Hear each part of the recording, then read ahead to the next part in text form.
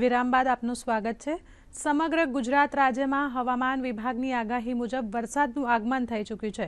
ત્યારે ગત રાત્રિથી જૂનાગઢમાં અવિરત વરસાદ ચાલુ છે। જો જૂનાગઢ જિલ્લામાં વરસેલ વરસાદની વાત કરવામાં આવે તો માણાવદર તાલુકામાં 10 ઇંચ, વંથલી તાલુકામાં 8 ઇંચ, જૂનાગઢ તાલુકામાં 6 ઇંચ, ભેંસાણ તાલુકામાં 5 ઇંચ, વિસાવદરમાં 7 ઇંચ, મેંદરડામાં 6 ઇંચ, કેશોદમાં 4 ઇંચ વરસાદ નોંધાયો છે।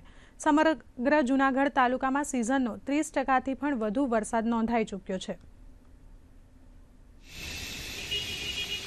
હવામાન વિભાગની પણ આગાહી હોય કે ગુજરાત રાજ્યમાં સૌથી વધારે વરસાદ જે છે નોંધાવાનો છે, ત્યારે જૂનાગઢ જિલ્લામાં આજથી 24 કલાક પહેલા માત્ર સિઝનનો 8% જ વરસાદ નોંધાયો હતો। ત્યારે ગઈકાલ રાત્રે 2 વાગ્યાથી શરૂ કરી સવારના 8 વાગ્યા સુધીમાં જૂનાગઢ જિલ્લામાં 30% જેટલો વરસાદ જે છે સિઝનનો નોંધાઈ ચૂક્યો છે। ખાસ વાત કરવામાં આવે જૂનાગઢ જિલ્લાના અમુક તાલુકા કે ત્યાં આગળ કંઈ વરસાદ નોંધાયો જ નહોતો, એ તાલુકાઓની અંદર પણ 4 ઇંચથી લઈને 10 ઇંચ સુધીનો વરસાદ નોંધાયો છે।